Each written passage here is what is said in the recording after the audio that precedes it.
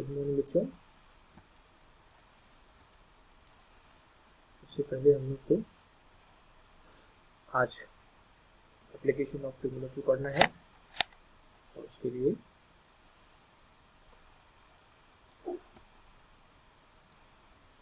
जैसे कि आप फिगर में देख पा रहे हैं, ये ऑब्जेक्ट है हेलीकॉप्टर, यहाँ ऑब्जर्वर है और इन दोनों को कनेक्ट करने वाला एक लाइन देख पा रहे हैं। इस लाइन को क्या कहते हैं? Line of sight. इस line is said to be line of site.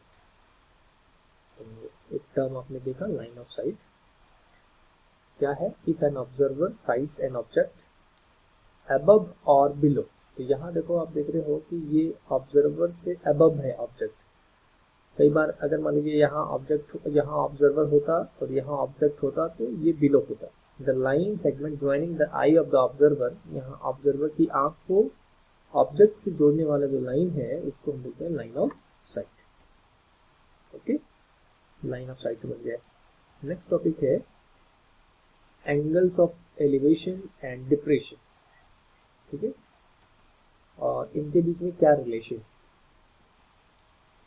यहाँ एक क्लिफ देख पा रहे हैं आप, एक हिल है, क्लिफ है उसका, और यहाँ ऑब्जर्वर है, ये सी लेवल है जैसा देख पा रहे हैं। और अब हम देखेंगे एंगल ऑफ डिप्रेशन। ठीक है, looking down from the horizontal, ऊपर से नीचे देखना। ठीक है, तो ये आई लेवल है ऑब्जर्वर का सपोज, और यहाँ से हम नीचे देख रहे हैं। ठीक है, कोई ऑब्जेक्ट को नीचे देख रहे हैं और ये हो गया ऑब्जेक्ट और ऑब्जर्वर की आई का को कनेक्ट करने वाला लाइन, लाइन ऑफ साइट। अब यहाँ पे ये जो एंगल बन रहा है इसको हम बोलते हैं angle of depression. Angle of depression बोलते हैं। नेक्स्ट, अब एंगल ऑफ एलिवेशन देखना है। एंगल ऑफ एलिवेशन क्या है भाई? Looking up from the horizontal. यहाँ पे ध्यान रखना है, looking up from the horizontal, horizontal से ऊपर देखना होता है। तो अगर हम यहाँ से अगर देखें, यहाँ मान लो ये ऑब्जर्वर अगर यहाँ होता और ये ऑब्जेक्ट यहाँ पर होता, तो अगर हम यहाँ से ऊपर देख रहे हैं तो ये एंगल कहलाता एंगल ऑफ एलिवेशन। ठीक है, तो if an observer sights an object above the angle between the horizontal line and his line of sight is called as angle of elevation. If the line of sight is below the horizontal, it is called the angle of depression. ठीक है, तो line of site जो है horizontal से नीचे है तो वो क्या कहलाता है? जैसे यहाँ पे आप देखिए, ये लाइन ऑफ साइट जो है हॉरिजॉन्टल से क्या है?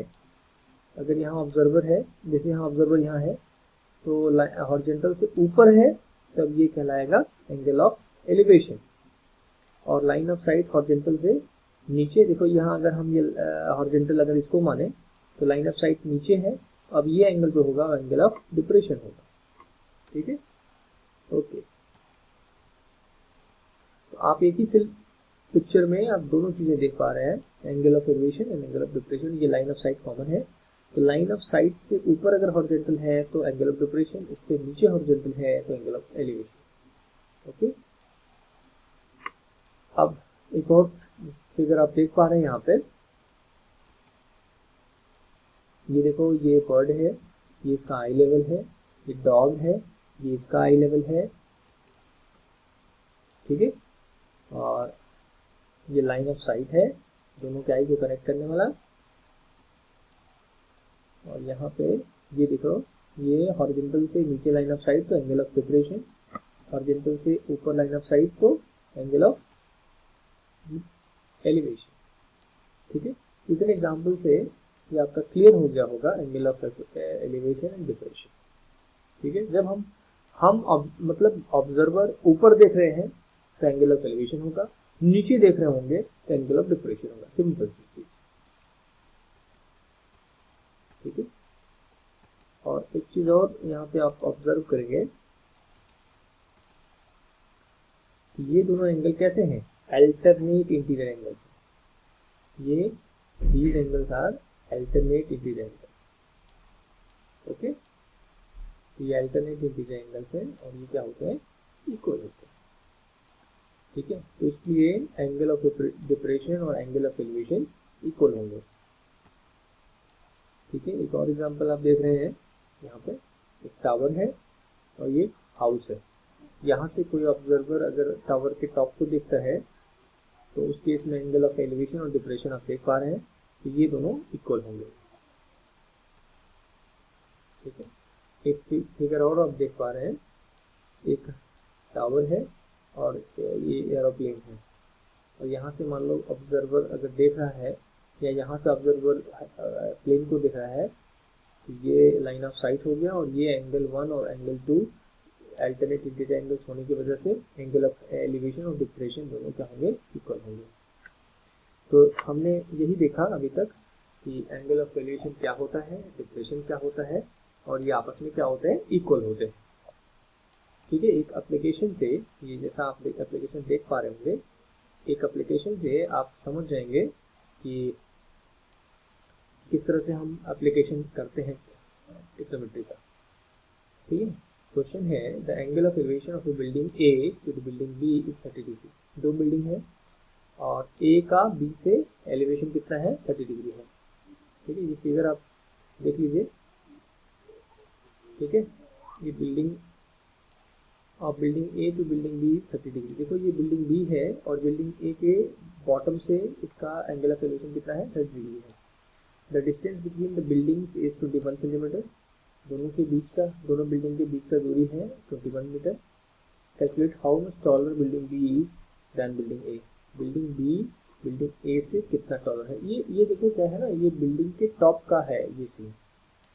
तो क्या करेंगे, आप ये राइट ट्रायंगल बना लेंगे इस तरह से,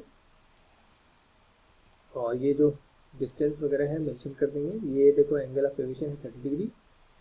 ठीक है, और तो अब यहाँ से देखो,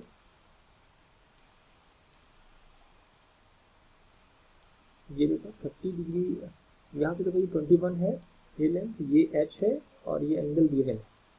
तो tan 30 अगर हम यूज करें, क्योंकि tan का रिलेशन अपोजिट साइड और एडजेसेंट साइड में होता है, तो tan 30 is equal to h/21।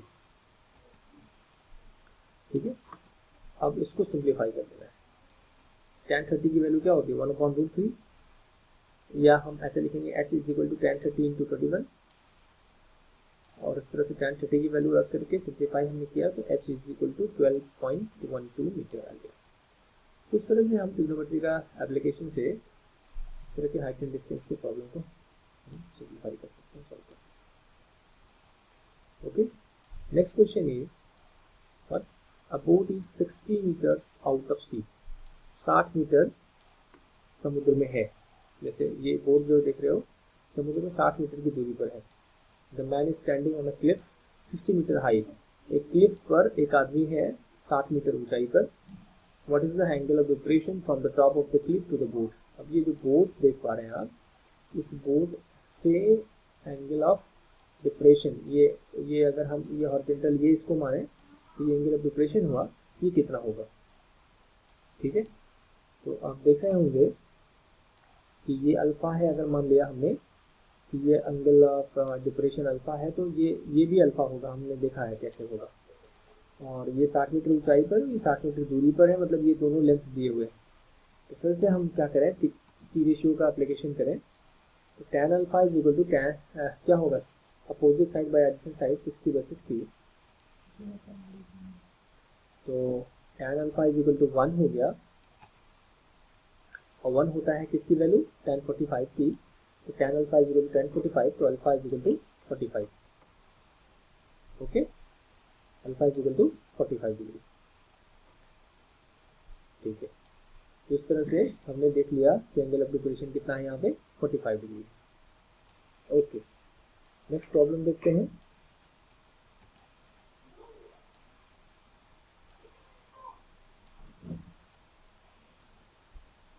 Question है a close circuit television camera is, मतलब सीसीटीवी कैमरा जो है वो किसी दीवार पर 7.4 feet above a security desk in office building. ठीक है, फिगर के थ्रू समझते हैं इसको। ठीक है। CCTV कैमरा है, it is used to view an entrance door 9.3 feet from the desk से 9.3 फीट दूरी पर एंट्रेंस डोर है, उसको देखने के लिए लगा है। Find the angle of depression from the camera lens to the entrance door. ठीक है, अब आप समझिए ये एंट्रेंस डोर है, यहाँ से कोई आ रहा है, उनको ऑब्जर्व करने के लिए ये कैमरा लगा हुआ है।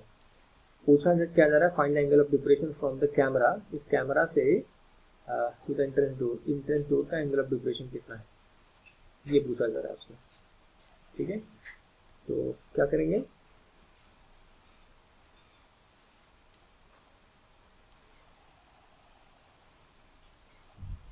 उसको हम प्रीवियस क्वेश्चन की तरह सॉल्व कर लेंगे।